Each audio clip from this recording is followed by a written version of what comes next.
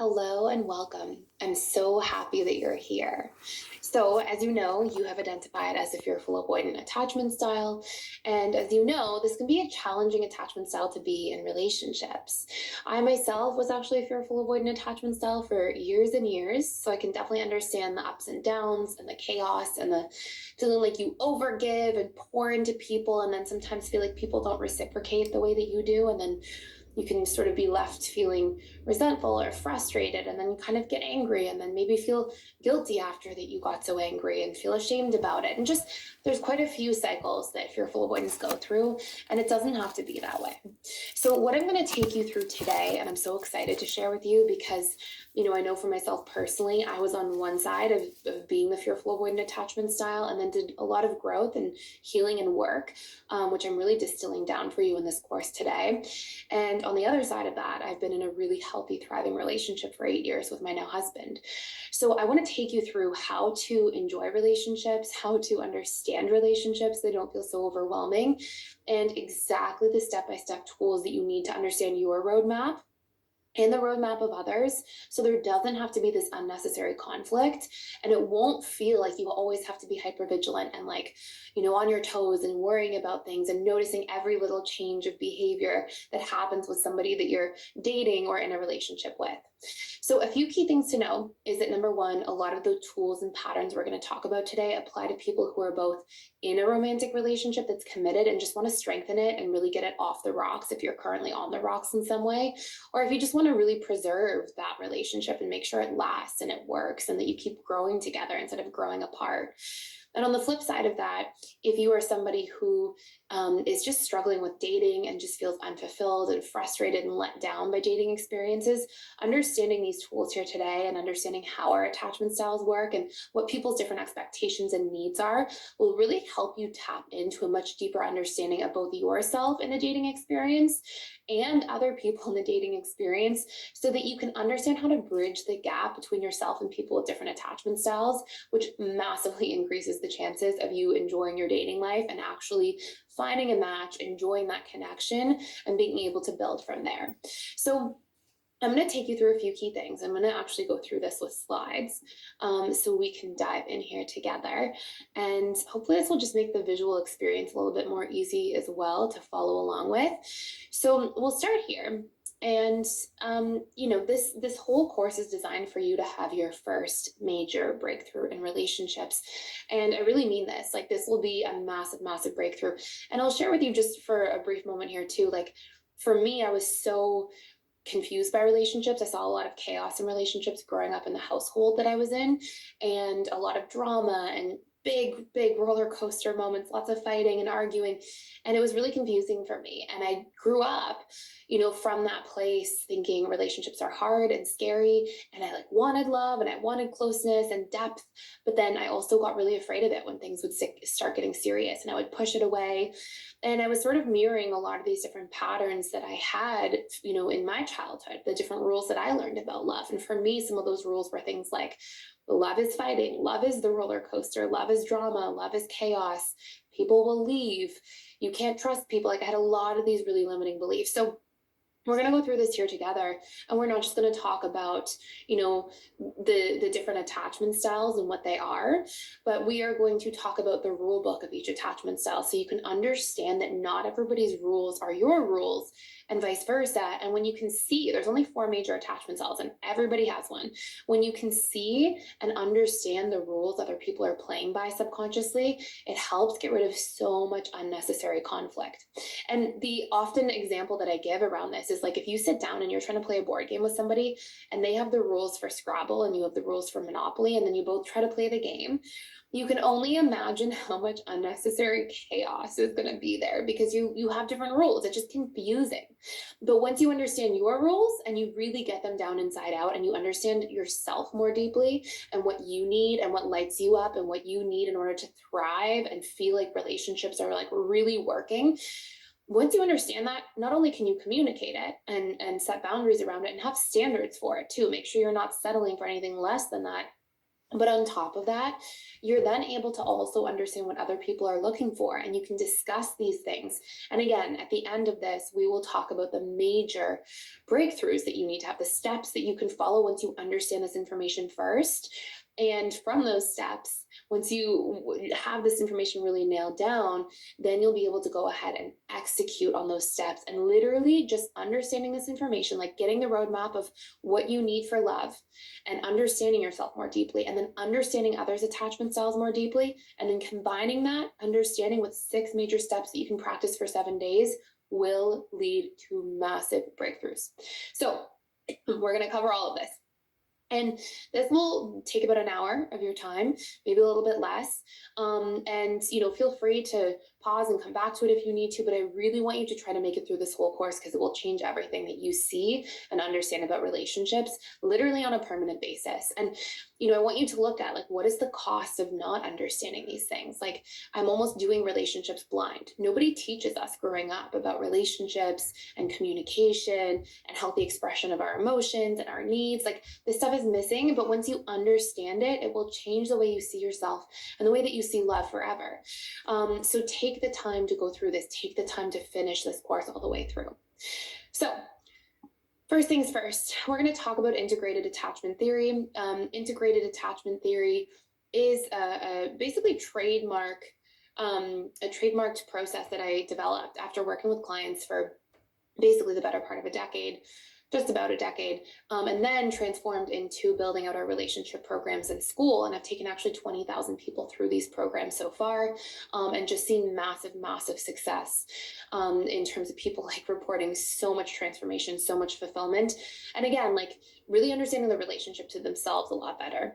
So it's this trademark work that helps us understand the subconscious set of rules that we use to relate to others in all relationships. As sort of a bonus here, you'll come to understand that your relationship and your attachment style is not just affecting your romantic relationships and dating life, but it also actually affects your family relationships. It can show up in your friendships from time to time, your workplace relationships, all of that. And you may find, for example, as a fearful avoidant, and we're going to cover all the fearful avoidant parts here in a moment, that like if you struggled with authority figures a little bit and to trust authority figures in childhood, and then you grow up and you become an adult, you may actually struggle with authority in your adult life a little bit. And it may not be overt, but you may find the need to like kind of carve your own path, not have to have rules designed for you, and follow the rules. Like you might find this inner sense of rebellion that takes place. I know I experienced that. And I experienced that because I didn't really trust the authority figures in my childhood. I didn't really trust my caregivers sometimes, because of the chaos they had. I was like, this can't be the way. There must be something better or different. And so, I always, growing up until I understood this about myself, sort of struggled with, going to work and having a boss and all these different things. And that led me to sort of forge my own path. But we can shift that so it's a more sort of healed, more conscious relationship. But we'll talk about that in a little bit. So we're going to go through the relationship roadmap system, and I want you to understand that when you know your personal relationship roadmap, like your system of what you look for in love, and also what the pain points are, it helps us really thrive and feel like we understand ourselves. And then it also helps you when you understand the relationship roadmaps of others. So we're going to start by going through your relationship roadmap, then the 3 other different attachment styles roadmaps at a high level, so you can think of people you know in your life and understand them and the rules they're following. And then we're going to talk about some major steps that you can follow to just totally transform. So first things first. There are 4 attachment styles, and you should just know this at a high level. You are this one here, the fearful avoidant. And there is also an anxious preoccupied, a dismissive avoidant, and a securely attached style. Now, we're going to talk about the root causes of each style. The first attachment style that we have is the anxious preoccupied. The anxious preoccupied is kind of the person you would think of in relationships that can be a bit needy or clingy. And this comes from growing up in a household where there's a lot of real or perceived abandonment from their caregivers. So for example, you could have a parent who actually leaves, like perhaps a parent passes away when a child is young, or just leaves, the parents separate, and that the other parent who separates is sort of the absent parent in the life of the child. Or you could have a version where this child grows up and there's a caregiver who is very present and very warm, but the other one's really distant. And that difference between one and the other kind of creates this feeling of like, whoa, what if this caregiver becomes unavailable and distant like my one parent is? That would scare me. And so there can be this sort of perceived abandonment that way, or even a more simple version is sometimes both parents are very warm and loving, but both work a lot. And so there's this constant like feeling like connection is there and then it's taken away, connection's there and then it's taken away. And it programs this child who, at the time, when we start forming our attachment style, it's between the ages of 0 to 2 years old. And when this starts happening, we actually like really get ingrained to think, okay, this is what love is. Love is something that I really cherish and value, but it's almost always leaving me. And so when you see a person who's anxious, preoccupied, and they maybe call a lot, or they can be a little more possessive, or they can, really get afraid of abandonment and sometimes show up unannounced, or, have a lot of these sort of behaviors that come up that have that sort of anxiousness behind them, a lot of that is just them acting on an unresolved set of wounds from childhood that they experienced, that are just lodged into their subconscious mind, because their subconscious mind actually remembers everything. And it actually is like this massive warehouse that stores all information over time. And then when we have a new big attachment, so like our primary attachment figures in our childhood are our parents, and then in our adult lives, our primary attachment figure becomes our romantic relationships. And so when we have these programs or ideas about how attachment and closeness works, when we attach to somebody in our adult lives, it will stir up those subconsciously stored experiences that we had in childhood, and we will tend to project those experiences onto our adult romantic relationships. So you'll see a lot of that with the anxious preoccupied. They project this fear of being abandoned or pushed away, and so they will often like want closeness and try to do everything they can to maintain it and maintain that proximity. Then you'll see our dismissive avoidant. Dismissive avoidants are the people in relationships that tend to really fear commitment. And not just that, because fearful avoidants can fear commitment too, but they tend to like not really ever open up. They're people who are very closed off. They can be really standoffish when you first meet them, or a little bit on the colder side. They really don't like to open up and express and share their emotions. And where this comes from in childhood is that they usually go through some kind of really intense neglect in childhood where like the parents just super neglectful and MIA, or they can go through like a covert neglect where the parents are like systemized and structured and they're there and food's on the table and there's like a healthy structure in the home. But there's this actual big missing piece of emotional connection. Like, we don't talk about emotions. Nobody says, hey, how are you feeling? How was your day? There's not this like communication about somebody's emotions. And growing up in a household, you might see this child, they grow up and they go through this experience of like, when they do emote or show emotion, maybe they're shamed. Maybe they're told children should be seen and not heard, or they're told, don't be a crybaby. And they're conditioned to hear this stuff so much that they just disconnect from that part of themselves. And that whole part of their emotional self is really neglected in childhood, even if it's kind of flying under the radar. And so what you'll see in their adult life is that emotional closeness has been something they've been taught to fear, because when they expressed it as a child, it didn't go well. It got shamed, it got punished, it got ignored. And so they will be in their adult lives terrified to really deeply emotionally connect. And it's part of why they really fear commitment and fear opening up and can have such strong walls up. And you may find that dismissive avoidants are really good at like intellectually connecting and debating and talking about intellectual topics, but when it comes to really emotionally connecting and being vulnerable, that can be really missing in relationships.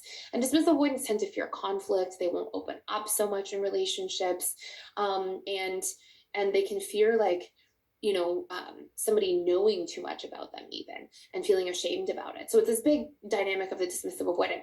Now we have the fearful avoidant, which is you. And the reason I put the fearful avoidant third is because the fearful avoidant actually has traits of both the anxious and dismissive avoidant. They're the only attachment style that shares both sides of the attachment continuum. So the fearful avoidant can fear abandonment, can fear being alone and having a breakup and being disconnected from, being excluded, like all of those can definitely be pain points. But they also fear being trapped in romantic relationships. They also fear too much closeness and having to open up and be too vulnerable, especially when it comes to relying on other people in our lives. Fearful ones can really get afraid that if I rely on somebody and I let my guard down and I need that person, then they'll disappoint me and I'll be left feeling helpless. And fearful avoidant usually comes about because of some kind of big chaos in the home.